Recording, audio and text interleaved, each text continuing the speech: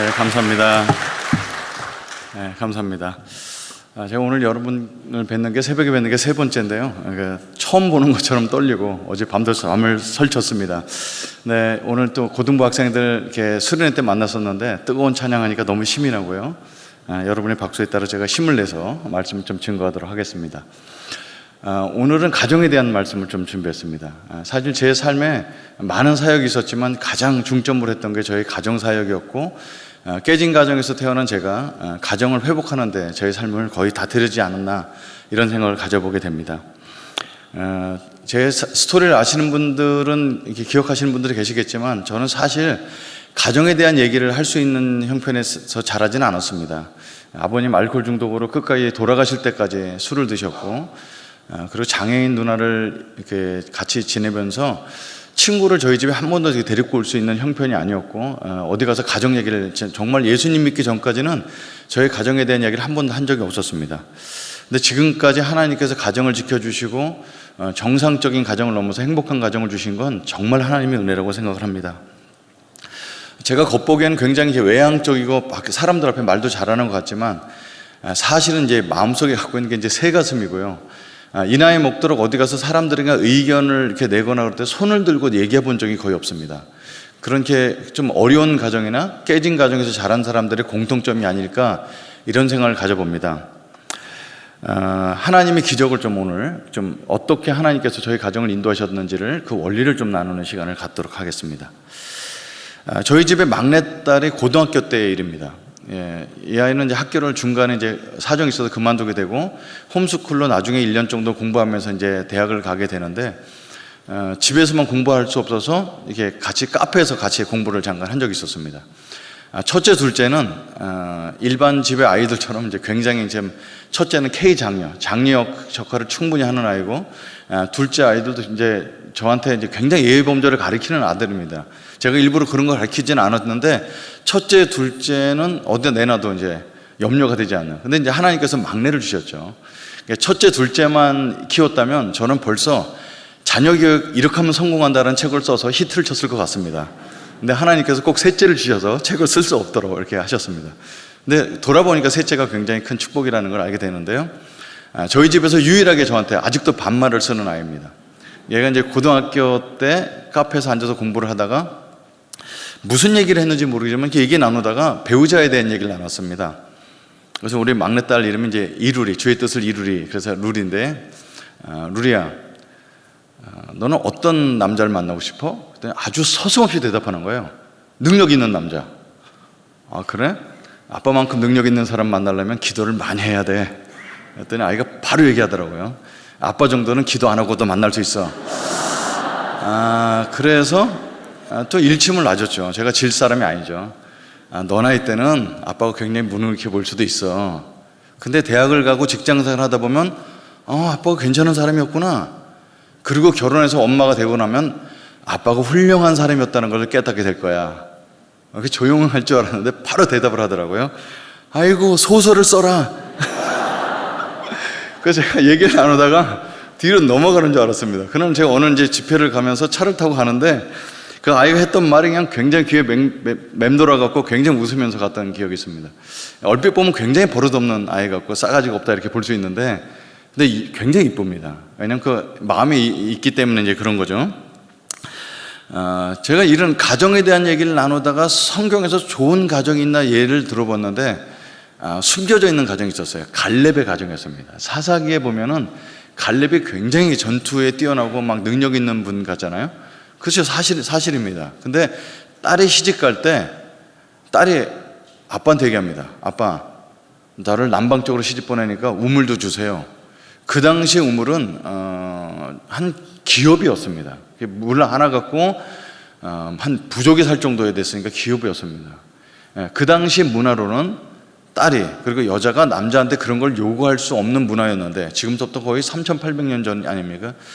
그런데 그때 갈렙이 윗셈과 아랫셈을 주었더라. 이것은 사사기가 앞에 부분에는 얼마나 행복한 가정이 있는가를 보여주고 뒷부분에 가정이 얼마나 깨졌는가를 대조적으로 보여주는 부분인데, 지금으로 얘기하자면 갈렙은 바깥에 나가서 굉장히 장수 같지만 집에서는 딸 바보였다, 이런 것을 보여주게 됩니다. 그래서 이제 갈렙 이야기가 떠오르면서 막내딸이 저한테 이렇게 어떨 때는 너무 함부로 대하는 아빠 같은 모습을 보면서 그 갈렙의 가정 같다 이런 생각을 좀 가진 적이 있습니다. 제가 이런 얘기를 좀 나누게 되면은 이승재 목사 가정은 늘 행복하구나 그렇게 하실 수 있지만 전혀 그렇지 않습니다. 선교사 생활 마무리하고 한국 땅에 들어와서 아이들이 한국의 생활을 적응하면서 한국의 입시 제도에 말려들기 시작하면서 일주일에 한 번 드리는 그 예배 시간은 거의 눈물바다였습니다. 거의 한 주도 빠짐없이 첫 번째 주에는 큰딸이 울었다가 두 번째는 막내딸이 울었다가 셋째 주는 아들도 이렇게 눈물을 삼키면서 예배를 드리면서 한국에 적응하는 것이 굉장히 어렵고, 그리고 부모인 저희도 변화된 14년 만에 온 한국이 너무나 낯설어갖고 서로 적응하면서 굉장히 울었던 기억이 납니다. 최광현 교수님이 쓴 책에 가족의 두 얼굴이라는 책이 있습니다. 아주 유명한 책은 아닌데 제 아내랑 저랑 가정에 대한 얘기를 나누다가 이 책을 도서관에서 빌려서 보게 되었는데요. 그 책의 서문에는 이렇게 적혀 있습니다. 가족은 어머니 품속처럼 언제든 돌아갈 수 있는 아늑한 둥지, 아무 조건 없이 나를 사랑해 주는 곳이라고 하지만 과연 오늘날 이런 가족은 얼마나 될까? 가족이라고 하면 편안한 안식처보다 벗어날 수 없는 굴레를 먼저 떠올리는 사람들이 늘고 있다. 가족은 나의 힘이 되기도 하고 짐이 되기도 하며 친밀함 뒤에 미묘한 갈등이 숨어 있기도 하고 한없이 사랑하다가도 한없이 미워지기도 한다. 가족은 이처럼 두 얼굴을 지니고 있다. 저는 이 말에 굉장히 동의되고 이 말에 동의하지 않는 사람이 거의 없지 않겠나 싶습니다. 문제가 없는 가정은 없습니다. 빚도 있고 그림자 모두 가지고 있습니다. 제 자신을 포함하여 지금까지 제가 상담하고 도왔던 많은 청년들, 지금도 오고 있는 청년들이랑 상담을 하다 보면 그 모든 정신병은 어디서 얻었냐면 가정에서 얻었습니다. 너무 놀랍게도 우리는 너무너무 사랑하는데 우리는 정신병을 주고받는 관계를 갖고 있는 깨진 인간이라는 것을 가정을 통해서 알 수가 있습니다. 그래서 오늘 그 가정에 대한 것을 준비하면서 어떻게 하면 가정이 회복될까, 이걸 묵상을 많이 하다가 제 인생의 최초로 가정에 대한 4가지 포인트를 좀 갖게 됐습니다. 제가 초신자 때 들었던 예화가 있습니다. 대학교 예수님 믿고 얼마 되지 않아서 굉장히 지금도 기억에 남는 예화인데요. 가정에 대한 얘기는 아니었는데 저는 지금도 그 가정에 대한 생각을 가져보면서 곱씹는 예화가 있습니다. 1900년 초기입니다. 전 세계 자동차라는 것이 거의 없을 때 미국의 자동차를 만들어 갖고 이제 막 자동차 붐이 일어날 때였습니다. 한 마을에 자동차를 정말 잘 고치는 청년이 있었습니다. 이 친구가 손을 대면은 손 자동차를 못 고치는 자동차가 없고 손만 댔다면 자동차가 고장 났다고 해서 막 움직이는, 그래서 자동차를 고치는데 자기가 최고라고 생각하는 청년이 있었는데 어느 날 아침에 자기 차를 몰고 아주 자랑스럽게 차를 몰고 가다가 자동차가 쓰게 된 겁니다. 뭐 이 정도 못 고치겠어? 하고 밑에 들어가서 자동차를 만지고 수리를 하는데 자존심이 구길 정도로 자동차가 움직이질 않는 거예요. 아니 이 동네에서 내가 못 고치는 자동차가 있단 말이에요. 이렇게 놀랄 정도로 고민을 하고 있는데 한 자동차가 옆에 지나가다가 노신사가 딱 내립니다. 그 젊은이, 내가 자동차를 봐줄까요? 아니 이 동네에서 자동차를 최고 잘 고치는 난데 왜 할아버지가 이걸 고쳐준다고 그러나. 그래서 너무 하다가 지쳤으니까 해보시오. 근데 그 노신사가 윗도리를 벗고 밑에 들어가서 조금 만졌는데 자동차가 부르릉 하고 시동이 걸리는 겁니다. 깜짝 놀랐습니다. 이 사람 뭐 하는 사람이지? 근데 양복 입은 신사가 명함을 전해주면서 다음에서 무슨 자동차 문제가 있으면 나한테 연락하시기 바랍니다. 그래서 명함을 받았는데 명함은 뭐라고 이름이 적혀있냐면 헨리 포드, 그 자동차를 만든 사람이었다는 것이었습니다. 저는 그게 대학교 때 들었던 건데 굉장히 인상이 깊었습니다. 성경에 나타난 수많은 가정을 보면서 어떤 가정이 우리의 롤모델이 될까를 봤는데 여러분 너무 아쉽게도 성경은 그렇게 훌륭한 가정이 많지 않다는 걸 보여줍니다. 그래서 어떤 가정이 롤모델이 아니라 가정을 만드신 분, 그분한테 가서 물어봐야 되겠다 생각을 하다가 오늘 찾아낸 성경 구절이 창세기 1장 26절입니다. 창세기 1장 26절에 보면 다른 부분을 좀 제껴놓고요, 가장 핵심 부분 그거였습니다. 하나님께서 우리가 사람을 만들고라는 표현을 쓰게 됩니다. 창조했다는 표현도 쓰지만 오늘 창세기 1장 26절은 만들다라는 표현을 쓰는데 이 만들다라는 이 단어, 그 야샤라는 단어가 조사를 해보면요, 만들었다, make라는 단어보다 하다라는 뜻으로 훨씬 더 많이 씁니다. 사실 이 단어는 이렇게 혼용해서도 되거든요. 우리가 이제 김치를 만들 때 김치를 만들다 그러지만 김장을 하다 이렇게 얘기하는 것처럼 하다라는 표현을 훨씬 더 많이 쓴 겁니다. 그래서 제가 이거를 만들다라는 단어가 굉장히 이렇게 부드럽지만 하다라고 좀 번역을 해봤습니다. 우리가 사람을 하자. 다시 말해서 우리가 사람이 되자. 아, 그렇지. 하나님은 사랑이시지. 그래서 우리를 만드실 때 하나님보다 하등하게 만들기보다는 우리를 가족처럼 되려고 동등하게 만드셨구나. 이게 굉장히 은혜가 되면서 하나님이 가정의 원조시구나. 성부, 성자, 성령께서도 물론 한 가정이셨지만 우리를 이 땅에 만드실 때 우리를 가족 삼아 만드셨구나라는 것을 깨닫게 되었습니다. 이것을 뒷받침해 주는 성경 구절이 있는데 그것은 요한복음 1장 12절 말씀입니다. 영접하는 자 곧 그 이름을 믿는 자들에게는 하나님의 자녀가 되는 권세를 주셨으니 라고 되어 있습니다. 아니, 예수님을 영접해서 하나님과 가까워지는 건 좋은데 그럼 하나님의 백성도 될 수 있고 하나님의 종이 돼도 얼마나 영광스럽습니까? 근데 하나님은 우리를 하나님의 자녀로 삼아주셔서 가족을 삼아주셨다는 것입니다. 그래서 하나님께서 이 땅의 하늘의 가족의 본이 되는 남자 여자가 만나서 한 가정을 이뤄서 자녀를 출산하게 돼서 가정을 이루게 되는데 이 가정에서 꼭 배워야 될 것을 하나님께서 우리에게 선물로 주셨다는 것을 보게 됩니다. 그래서 하나님께서 우리 가정을 통해서 배워야 될 기본적인 것이 무엇일까? 한 4가지를 오늘 나눠보겠는데요.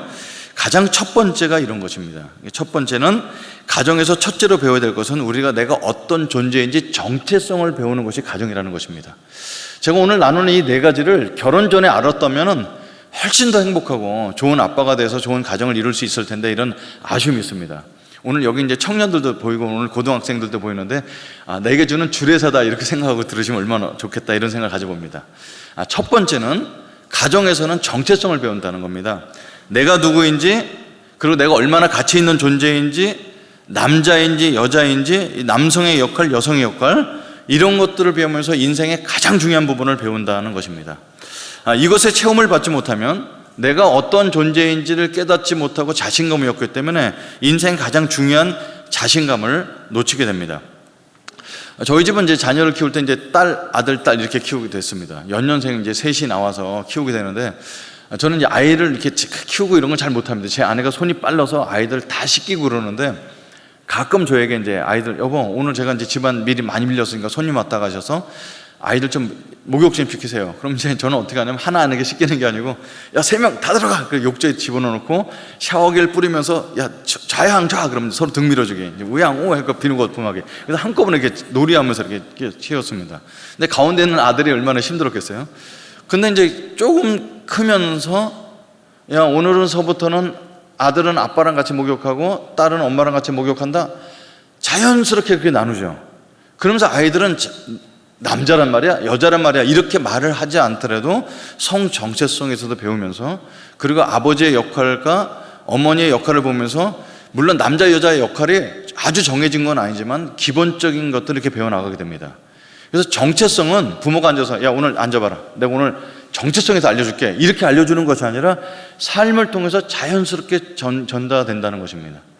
저는 이게 직업상 이렇게 선교사 직업상 중국에서 사람들을 큰 수련을 못하기 때문에 중국 선교사님들은 다 태국 가서 수련을 하기 위해서 태국을 자주 방문하게 됐습니다. 7번이나 가서 수련을 했으니까요. 근데 태국하고 필리핀에 공통점이 있습니다. 어떤 공통점이 있냐면요 게이가 많다는 겁니다. 제가 필리핀에 3년 반을 살면서 그 머리 깎으러 가기가 굉장히 어렵습니다. 이게 가면은 분명히 남자인데 화장하고 여자처럼 앉아서 목소리도 일부러 여자 목소리를 내면서 Thank you sir 뭐 이렇게 하면서 머리를 깎아주는데 머리가 이제 뒤에 막 신경이 막 쭈삣쭈삣 씁니다. 물론 그분들이 이상한 병을 갖고 있거나 그렇진 않은데 완전히 키도 큰 귀골이 장대한 남자가 화장을 하고서 여자처럼 머리를 깎아주는 어디나 다 그렇거든요. 그래서 왜 태국이나 필리핀은 이렇게 게이가 많을까 사회적인 조사를 해봤습니다. 강력한 모계 사회입니다. 남편들이 와서 결혼을 했지만 남자들이 직장 생활을 못하기 때문에 거의 남편들은 쫓겨나고 거의 강력한 엄마가 아이들을 키우는데 아이들이 엄마를 무서워합니다. 그러면 2가지 종류가 있어요. 완전히 반항을 해서 완전 남성적인 자라든지 99% 아이들은 무서운 어머니 밑에 자라면서 어머니처럼 되고 싶어 하고 어머니랑 동조가 됩니다. 그래서 그런 가정에서, 그런 나라의 문화 속에서 자란 사람들은 대부분 다 남성 비율들 따져봐도 게이가 굉장히 많습니다. 그래서 우리가 자녀들에게 정체성을 가르친다는 것은 그냥 단순히 앉아서 그냥 무슨 남자가 할 역할, 여자의 역할을 따로 가르친다기보다는 이렇게 자연스럽게 엄마 역할, 아빠 역할을 배우면서 자란다는 겁니다. 깨진 가정이나 이혼한 가정이나 별거하는 가정에서 자란 아이들은 이런 정체성을 배우기 어렵겠죠. 근데 제가 발견한 것이 있습니다. 이렇게 깨지고 어려운 가정뿐만 아니라 어렸을 때 자녀들이 부모님들이 싸우면서 자라는 것을 많이 본 자라는 아이들도 자아상과 정체성이 굉장히 연약하다는 걸 깨닫게 되었습니다. 그래서 저희 교회는 신혼부부들만 구성된 교회인데 반드시 얘기합니다. 여러분, 자녀들 앞에 보는 데서 싸우지 마십시오. 저도 그런 실수를 했지만 저희가 제 기억에도 부모님들이 크게 싸울 때 보면 아이들이 앉아 있으면서 자녀들은 어떤 생각을 자연스럽게 갖게 되냐면, 부모님이 싸우는 이유는 내가 이 땅에 태어났기 때문이야, 스스로 그렇게 생각하는 부분이 많습니다. 아주 어렸을 때부터. 그래서 자녀들한테 그런 상처를 주지 않으려면 반드시 싸우지 않고, 싸울 수 있죠 부모님들은. 그럼 아이들한테 재워놓고, 아니면 엄마 아빠가 지금 괜히 할 얘기가 있다고 자녀한테 자리를 피해서 얘기하도록 저는 강력히 권합니다. 그럼 저 같은 경우는 부모님이 싸우시는 정도가 아니라 칼부림을 하시고 유리창을 깨가시면서 싸웠던 가정에서 자란 사람은 굉장히 어렵겠죠. 근데 여러분, 하나님께서 회복하는 기회를 주십니다. 저는 성경을 이렇게 예수 믿고 나서 읽다가 아주 대성통곡하면서 운 적이 3번 있습니다.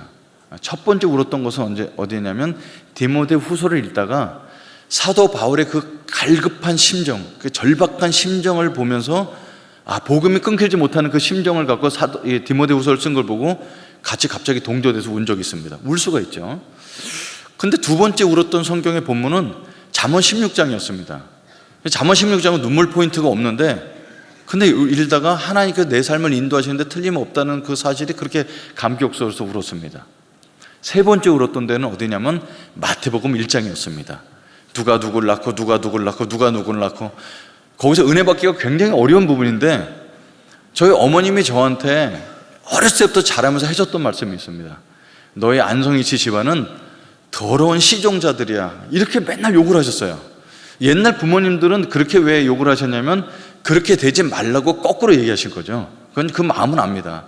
근데 아버님이 이제 외도를 하시고 그 알코올 중독돼서 늘 주먹을 주시고 돈을 얻으러 오실 때마다 상처를 입으시고 저한테 안성이치 집안은 더러운 시종자야. 그래서 저는 어렸을 때 자라면서 어머니가 그렇게 되지 말라고 하신 말씀인데도 불구하고 머릿속에, 가슴속에 내 피는 더럽다, 이런 생각을 많이 갖게 됐습니다. 이렇게 여자를 보면 좋아하고 막 이런 게. 근데 사실은 그건 굉장히 자연스러운 모습인데 저는 나는 아버지의 피를 닮아서, 우리 안성이씨 집안의 피를 닮아서 음란한 거야, 이렇게 생각을 했던 것 같습니다.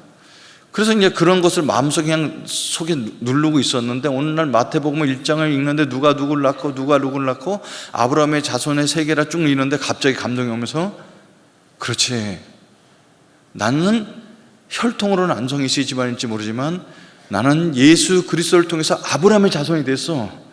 이것이 오는데 갑자기 눈물이 쏟아지면서 예전에 갖고 있던 모든 상처와 내가 갖고 있던 잘못된 피해, 이런 것들이 아니라 난 하나님부터 완전히 거듭난 새로운 가정이라는 걸 깨닫게 됐습니다. 그러면서 그 자유함을 거기서 막 얻게 됐습니다.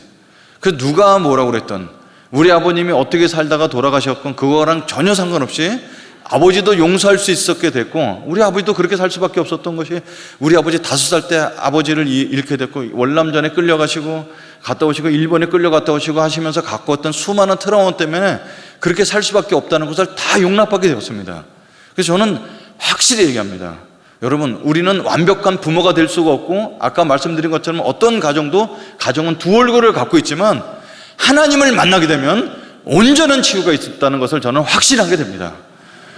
우리가 자녀들에게 충분한 것들을, 사랑을 주지 못했고, 자라면서 얼마나 우리 부모도 처음 해보는 가운데 어떤 부모가 베테랑으로 살 수 있습니까? 다 자녀를 키우면서 실수를 할 수 있지만, 우리 부모된 우리도 하나님을 만나고 자녀된 우리 여러분들도 하나님을 만나게 되면 하나님께서 우리 가정을 통해서 좋은 것만 기억나고 결손된 것들, 결여된 것들은 하나님으로부터 채워주는 체험이 분명히 있을 줄 믿습니다.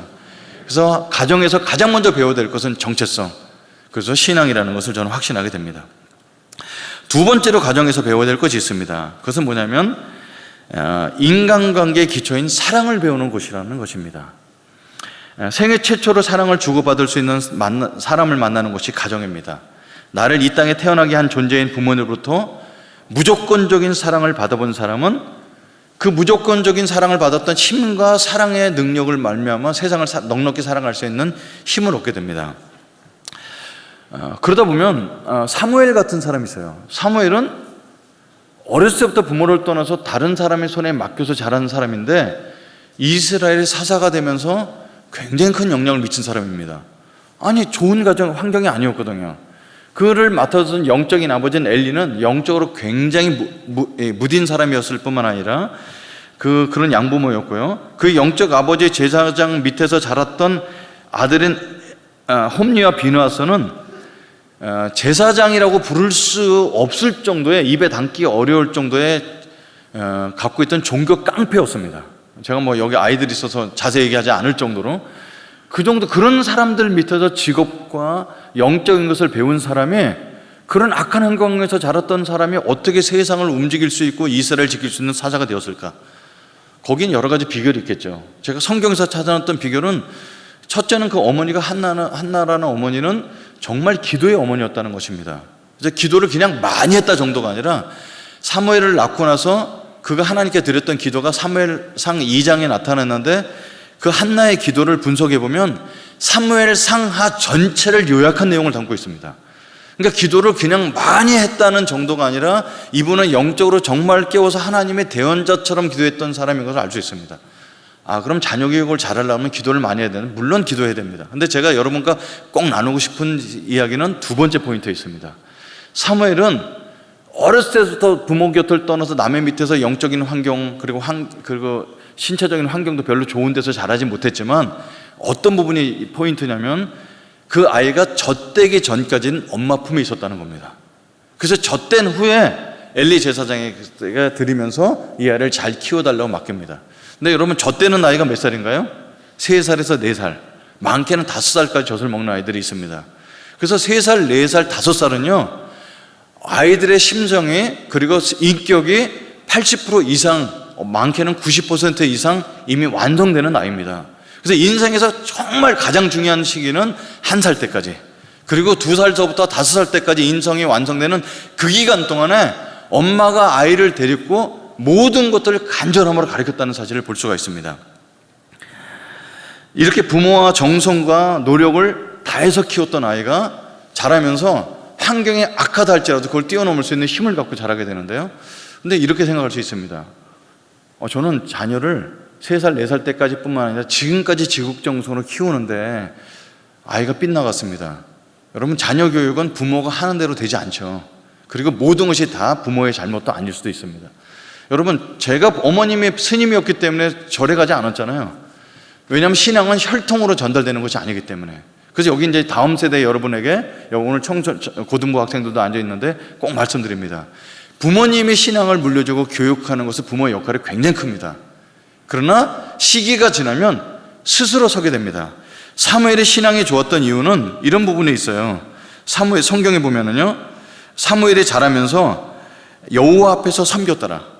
아이 사무엘은 여호와 앞에서 자라니라. 이런 구조를 계속해서 반복해서 보여줍니다. 이것은 뭐냐면 청소년 시기가 되면서 이제는 한나 어머니의 신앙이 아니라 나의 신앙으로 자리를 잡았다는 걸 볼 수 있습니다.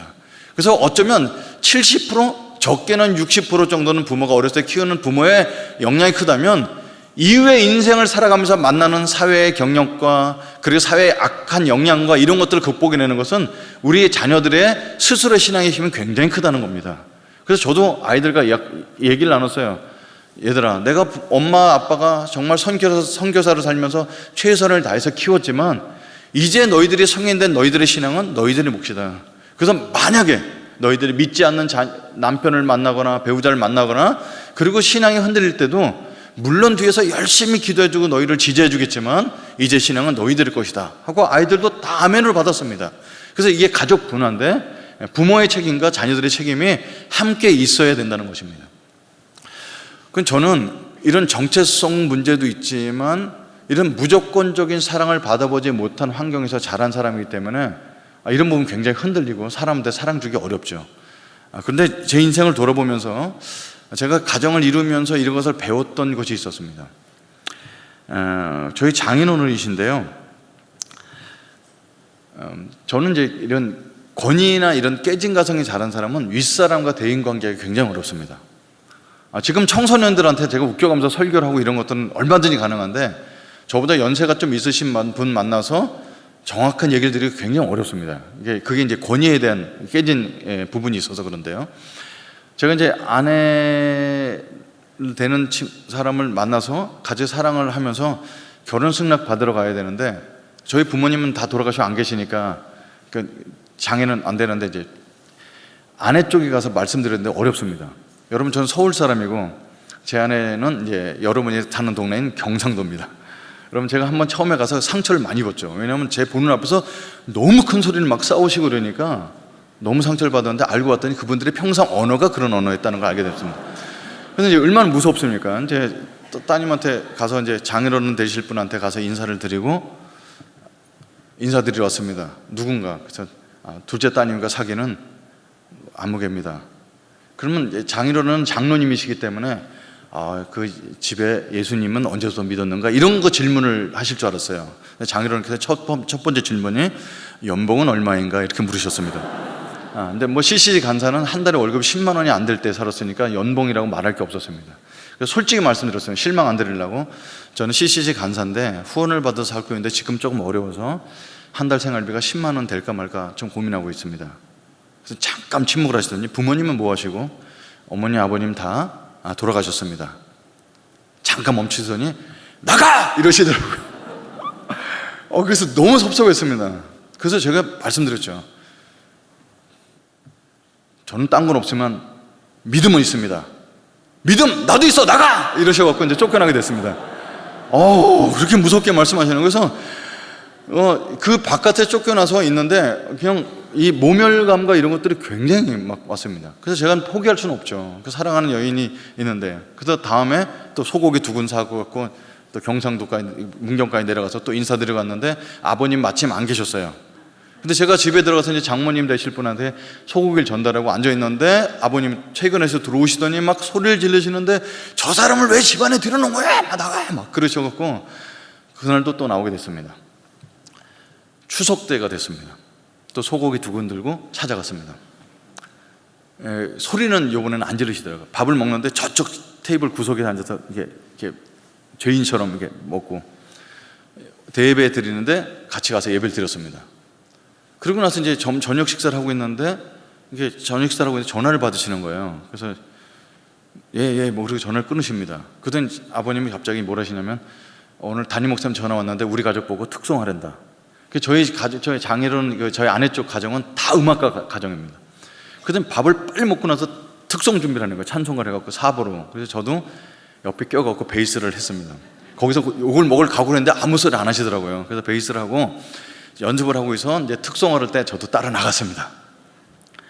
그래서 특송하는 데까지 성공을 했죠. 이게 들어가는데 담임 목사님 갑자기 민장로님, 제가 다 모든 식구들 얼굴 아는데 저 젊은이는 누굽니까? 이렇게 질문하셨어요. 거기 이제 저녁 예배 때 200명 정도 쭉 앉아 계시는데 장인어른이 들어가시다 말고 갑자기 얼음이 돼서 쓰셨습니다. 저에 대해서 물어보시는데 그래서 저는 굉장히 긴장을 했죠. 모르는 썩을 놈입니다. 이러면 이제 저는 끝나는 거죠. 근데 잠깐 멈추시더니 뭐라고 하시냐면 조그만 목소리로 저희 집 둘째 사위 될 사람입니다. 이렇게 대답하시는 거예요. 저는 그 자리에 앉아서 예배를 드리는데 설교가 귀에 안 들리는 거예요. 예배 끝날 때까지 막 가슴에 벅차서 끝나자마자 장인어른께 달려가서 장인어른 감사합니다. 행복하게 살겠습니다. 그랬더니 손을 딱 내밀면서 이 평생 일을 하신 손이 됐으니 크시고 뻣뻣하시죠. 손을 내밀면서 제 손을 잡아주시는데 부모도 안 계시다며 장인어른이라 부르지 말고 아버님이라 불러. 셋째 사이에 삼아주셨습니다. 셋째 아들로. 그리고 나서는 저한테 그달서부터 그분이 아버님이 현장에서 일하시는 교회 건축을 하시는 분이셨습니다. 현장에서 직접 일을 하시는 감독관이시긴 한데 직접 일을 하시거든요. 그래서 일을 하시면서 매달 10만 원씩 저한테 후원해 주셨습니다. 10만 원씩. 또 잊을만 10만 원, 10만 원. 근데 건축을 돌아다니면서 하시기 때문에 제가 용인에 살고 있는데 이천이라는 차로 한 40분 떨어진 곳에 와서 교회를 맡아서 이제 건축을 하고 계시는데 한 번은 와서 저한테 고기도 사주고 우리 애들 너무 사랑을 잘해 주셨는데 어느 날 밤에 교회에서 전화가 왔습니다. 밤 10시가 넘었는데 혹시 그 이승재 간사님 되십니까? 민동모 장로님 둘째 사위 되시는 분 맞죠? 예, 그렇습니다. 아버님이 일하시다가 다치셨습니다. 아니 밤 10시에 무슨 일을 하세요? 아버님 아시잖아요. 꼼꼼하게 모든 사람 다 돌아가도 교회를 내 집처럼 일을 하시다가 다치셨는데 이렇게 돌아가는 그 연삭기 같은 거를 뭘 하시다가 손가락이 딸려 들어가서 손가락이 절단이 되셨습니다. 그래서 이제 아이들을 태우고 그 비 오는 날 막 달려서 병원에 갔는데 깜깜한 병원 방에 혼자서 계시는데 붕대를 이렇게 감고 계시는 거예요. 손가락을 잘리신 게 아니라 이렇게 말려 들어가셔갖고 손가락이 다 갈아 없어지셨어요. 그러니까 손가락을 접합을 못하는, 그렇게 강력하시고 그렇게 강하셨던 아버님이 저를 보시자마자 눈물을 이렇게 닦으시더라고요. 그리고 막 주섬주섬 뭐를 챙기시는데 뭘 찾으시는데요? 그랬더니 그 지갑을 찾으셔서 10만 원을 꺼내주시면서 이서방, 아마 내가 앞으로 일을 못하게 될 것 같은데 이게 자네한테 주는 마지막 후원금일세 하고 10만 원을 주셨습니다. 저는 이제 살아보면서 수많은 사람에게 헌금을 받아봤는데 지금도 잊지 못할 가장 큰 헌금이에요. 이분 장인어른이 이미 돌아가셨는데 돌아가실 때까지 저는 그 손을 잡았는데 그 손가락 하나 없어진 손가락을 잡고 기도해드렸던 기억이 납니다. 저는 아버지한테 사랑을 못 받았는데 그 장인어른한테 진짜 둘째 아들처럼, 그리고 둘째 사위로, 그리고 아들은 셋째 아들로 그렇게 사랑을 받았습니다. 마지막 가시는 그 길까지 저를 후원해 주신 지를 아끼지 않으셨는데 그때 후원금을 받으면서 떠올랐던 것은 예수님께서 나를 위해서 흘려진 마지막 피 한 방울이었습니다. 예수님은 우리에게 손가락 하나나 그의 어떤 무슨 콩팥 하나 이런 것들 이식 수술해 주신 정도가 아니라 전부를, 그리고 마지막 피 한 방울까지 흘려주신 것들을 체험하게 됐습니다. 그래서 다시 말씀드리지만 부모로부터 사랑을 충분히 받지 못했거나 부모가 충분히 사랑해 줄 수 없는 환경에서 자랐다 할지라도 하나님을 깊이 만나게 되면 영원한 사랑, 무한한 사랑을 갖고 살 수 있는 존재가 된다는 사실입니다. 가정에서 배워야 될 또 한 가지 사실이 있습니다. 세 번째인데요, 세 번째로 자녀들이 가정에서 배워야 될 것은 사회의 구성으로 준비해야 된다는 것입니다. 가정은 작은 사회입니다. 그죠? 그래서 여러분, 원래 모든 것은 교육은 집에서 해야 하게 됐는데 부모가 삶으로 말로 가르치는 게 있죠. 그리고 자기 전에 뭐 요즘 젊은이들 너무너무 잘하지 않습니까? 아예 앉혀놓고 저녁 때 책 읽어주면서 아빠가 아빠의 목소리로 얘기해주고 태교할 때도 아빠 목소리 들려주고 이런 시대에 살고 있습니다. 그래서 모든 이야기, 책을 읽어주는 이런 부모의 마음에 확장된 것이 교육기관입니다. 그래서 교육기관 중에 가장 좋은 교육기관은 어디냐면 부모의 마음으로 자녀를 가르치는 것이 가장 좋은 교육기관이 되겠죠. 요식업, 식당은 어떨 걸까요? 부모가 엄마의 집밥에서 시작되고 먹고 건강하게 잘 자라기를 바라는 부모의 마음으로, 엄마의 마음으로 식재료를 고르고 골라서 건강하게 먹이는 거죠. 저는 제 아내랑 같이 마트에 가면 한 번도 그냥 이렇게 담는 걸 본 적이 없습니다. 뭘 꺼내면 다 유효기간 날짜 확인하고 또 보고, 그리고 식재료도 보면 다 그냥 파면 똑같이 살면 되는데 그 예쁘고 덜 상한 파 이런 걸 다 고르는 그 엄마의 마음, 이런 것들을 담아서 하는 것이 집밥이죠. 이런 마음을 갖고 요식업을 하는 것이 요식업입니다. 그래서 부모의 마음, 우리 가족이 먹을 것이라고 생각하는 그 마음으로 식당을 한다면 최고의 식당이 되겠죠. 전 그래서 식당 중에 최고의 식당은 맘스터치라고 생각합니다. 이름을 너무너무 잘 줬어요. 세상에 양심이 있지 맘스터치라고 해놓고 음식을 거지같이 만들겠어요?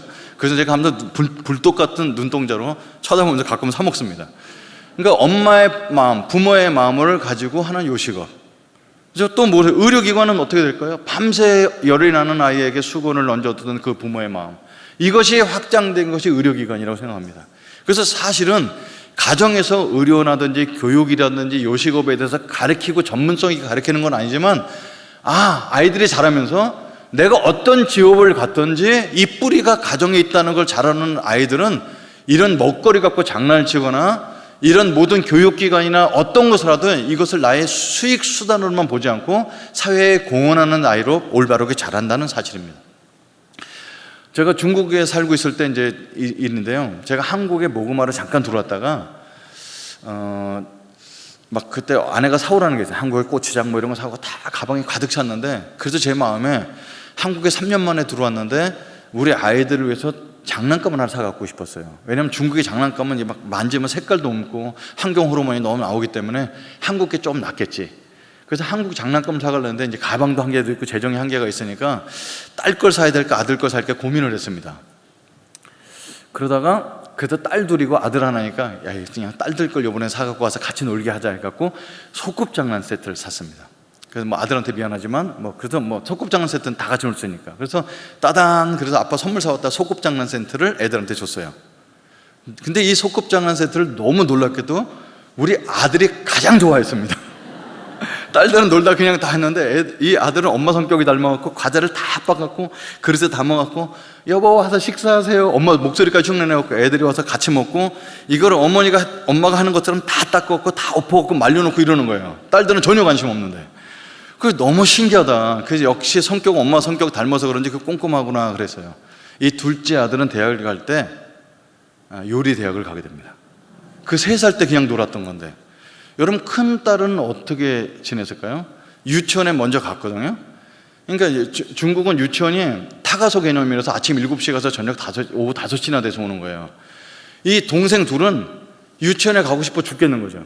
그 빨간 홍링찍이라는 빨간 그거를 메고서 공산당원이 돼갖고 애가 이제 유치원 가는 언니를 너무너무 부러워하는 겁니다. 근데 얘가 학교 갔다 오자마자 목욕탕 의자에 동생 둘을 앉혀놓고 매일 가르치는 거예요. 그 중국말도 못하니까 뭘 배웠는지 1시간 내내 가르치는데 남자 동생은 빨간 거 메고 있고 언니 거, 누나 거, 여동생은 언니 가방을 메고 앉아서 듣는 게 그게 너무 웃겨서 제가 사진도 많이 찍어줬습니다. 그렇게 동생들한테 맨날 가르치던 얘는 어디서 일하냐면 지금 교육기관에서 일합니다. 신기하죠? 그리고 이제 막내 얘기인데요. 이게 저희 동네에 맥도날드라는 게 생겼어요. 중국에는 예전엔 맥도날드가 큰 도시입니다. 야, 얘들아 맥도날드 먹으러 가자. 그러는데 막 나오는 거죠. 막 첫째 막 나오는데 막내는 지금 그렇지만 제일 늦게 나와요. 늦게 나오는데 걔가 이제 4살 때인가 5살 때 됐는데 늦게 나오는 이유가 있어요. 왜냐하면 꾸미고 나오냐고요. 인형이 신던 그 하이힐 신발 신고, 그리고 그 조그만 가방 같은 거 이렇게 스튜디오스가 쓰는 가방 같은 거 조그만 거 사줬는데 그걸 끌고 머리띠서부터 깔맞춤하고 딱딱딱딱딱 이러고 나오는 겁니다. 제일 늦게 나오는데 얘는 커서 뭐가 될래나 지금 패션 회사에서 일을 하고 있습니다. 저는 아이들의 꿈을 무슨 성격 검사 이런 걸 통해서 아이들을 키워서 애들 직업을 모아지라고 생각했는데 전혀 생각지 못하고 나중에 아이들의 직업을 가진 거 보면서 깨달은 게 있습니다. 돈이란 개념이 전혀 없을 때 자기들이 즐겁게 마음껏 했던 그 놀이가 직업이 되는 게 가장 행복하다는 것을 깨닫게 됐습니다. 다시 말씀드리지만 가정은 그냥 먹고 자고 노는 정도가 아니라 아이들을 관찰해 보면 미래의 직업과 자기가 하고 싶은 것과 사회에 공헌할 것을 다 배우는 것이 가정이라는 것을 깨닫게 됐습니다. 그래서 첫 번째, 두 번째, 세 번째, 이것은 정말 중요한 부분이죠. 아이가 어떤 학교에 가서 어떤 대학을 가서 어떤 전공을 해야 될지 가르치는 것은 두 번째 문제입니다. 삶의 인격과 그가 가졌던 직업에 대한 올바른 관을 심어주는 것이 가족이라는 것입니다. 그런데 1번서부터 3번까지 얘기를 들으시면서 어떤 분은 나는 애를 깊이 사랑도 못했고 그 정체성도 잘 못 가르친 것 같고 아이 앞에서 많이 싸우기도 했고 직업 같은 거 잘 못 가르쳤네, 이렇게 후회하시는 분도 계실 수 있다고 생각합니다. 근데 걱정하지 마십시오. 4번이 남았습니다. 첫 번째, 두 번째, 세 번째 실패했잖아요. 4번만 잘하면요 집 나간 자식이 돌아옵니다. 4번은 과연 뭘까요? 네 번째는 가정은 폭풍 속에서도 숨을 수 있는 지지대 역할을 하는 곳이 가정이라는 것입니다. 지지대 역할입니다. 우리는 언제나 다시 만나라는 동화 작가가 있습니다. 윤여림이라는 작가인데 그 사실 작가도 작가지만 그분은 이제 애기 엄마입니다. 이분이 동화책을 썼는데 이게 10만 부, 20만 부 팔리면서 베스트셀러가 됐습니다. 여기 이제 이 자리에 계신 분들께 이제 젊은 어머니들이 읽으셨을 거라 생각하는데요. 유치원을 보낸 아이를 유치원에 보내놓고 방을 치우다가 그 감동받은 거하고 쓴 동화입니다. 거기에 이런 부분이 있습니다. 사랑하는 나의 아이야, 세상을 누비며 헐헐 날아다니렴. 그러다 힘들면 언제든 엄마에게 찾아오렴. 다시 날아오를 힘이 생길 때까지 엄마가 꼭 안아줄게. 겁니다. 그래서 저는 사실상 이 동화책을 이렇게 교보문고에 서서 이렇게 읽다가 여기서 눈물이 났습니다. 그죠? 유치원에 간 아이의 방을 치우면서 쓴 동화의 부분인데도 불구하고 많은 아기를 가진 젊은 부모님들이 이 부분을 읽으면서 공감하면서 눈물을 글썽거렸다는 후기를 볼 수 있습니다. 바로 이 마음, 가정이 자녀가 돌아와 힘을 얻고 가는 지지대 역할을 해주는 것은 유치원뿐만 아니라 성인이 되어서도 같은 기대감을 갖다는 것입니다. 그래서 자녀들이 언제든지 돌아와서 힘을 얻을 수 있는 곳이 가정이다, 이런 것을 볼 수 있습니다. 여러분, 청소년 때까지 아이를 가르치면 저는 가르치면 끝났다고 생각합니다. 예를 들어 볼게요. 제가 우리 아들이 고등학교 1학년쯤 될 때 찬양단을 해야 돼서 그런지 저한테 기타를 알려달라고 그랬습니다. 그래서 저는 앉아서 기타를 이렇게 가르쳐줬는데 아주 기본 코드만 가르쳐주고 못 가르쳐줬어요. 걔랑 나랑 시간이 안 맞아서.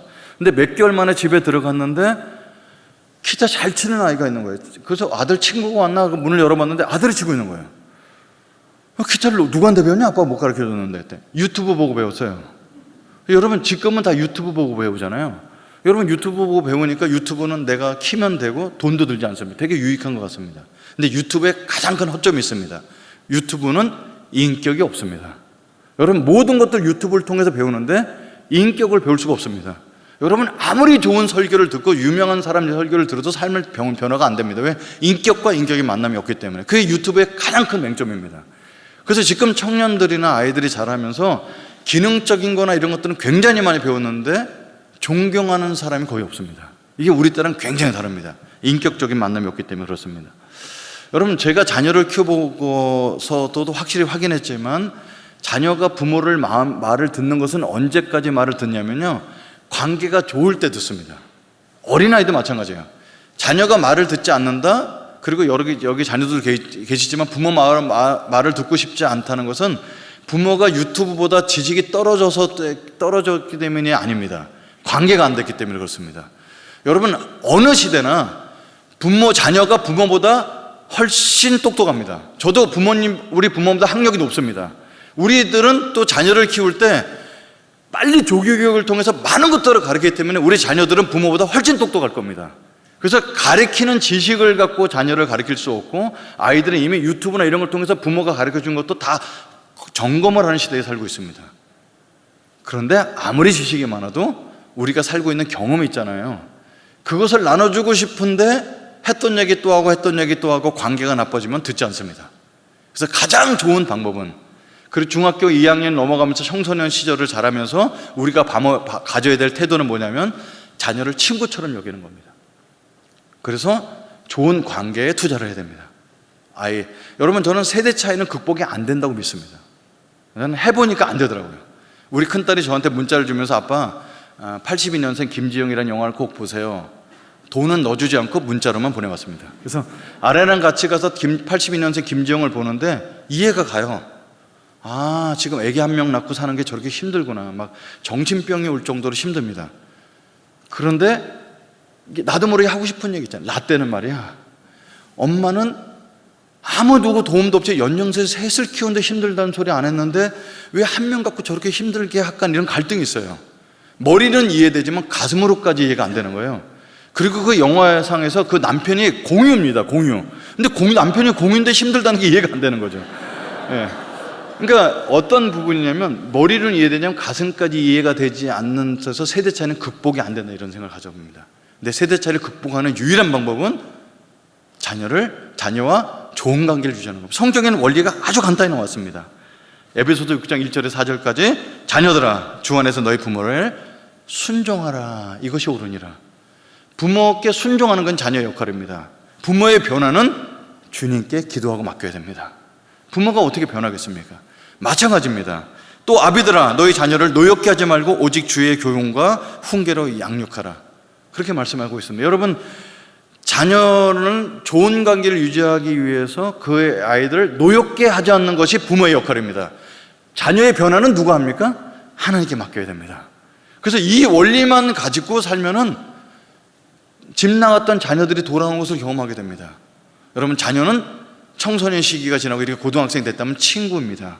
서로 주고받으면서 성경에 나타난 하나님이 원래 가졌던 가정의 정체성과 그리고 올바른 직업관과 무조건적인 사랑, 그리고 이제는 친구처럼 끝까지 지내면서 서로 지지해주는 관계, 세대 차이를 넘을 수가 없기 때문에 그 시대를 살았던 부모를 이해하고 공경하고 부모의 변화를 주님께 맡기고 자녀를 노엽게 하지 않고 자녀의 변화를 주님께 맡기면서 살아가는 가정이 돼야 서로 하는 요구하는 조건들을 뛰어넘어서 사랑에 충만한 가정이 될 줄 믿습니다. 그래서 오늘 새벽기도에 오신 여러분, 오늘 제가 좀 딱딱한 말씀을 전했지만 모든 가정에 하나님을 깊이 있게 만나서 우리 육신의 부모가 줄 수 없었던 것을 하나님 아버지로부터 체험을 받으면서 풍성하고 행복한 가정을 이루기를 간절히 축원합니다. 같이 한번 기도하겠습니다. 어느 부모님도 어떤 누구도 완벽한 가정에서 자라지 못했습니다. 지금 있는 가정도 완벽한 가정이지 않습니다. 아무리 신앙으로 자랐다고 하고 신앙으로 자녀를 키운다 할지라도 완벽하게 키울 수 없습니다. 하나님이 우리 가정의 주인이 되어주셔야 우리의 연약함이 회복될 수 있습니다. 하나님, 우리 가정에 필요한 이 4가지를 당신의 사랑으로 공급하여 주시옵소서. 우리 부모가 줄 수 없는 것 당신께서 직접 우리 자녀들에게 힘을 공급하여 주시옵소서. 부모가 줄 수 없는 것 우리 하나님으로부터 공급받는 우리 자녀가 될 수 있도록 축복하여 주시옵소서. 다 같이 주님 한번 이름 부르고 간절히 기도하는 시간을 갖도록 하겠습니다. 기도하시겠습니다. 주여!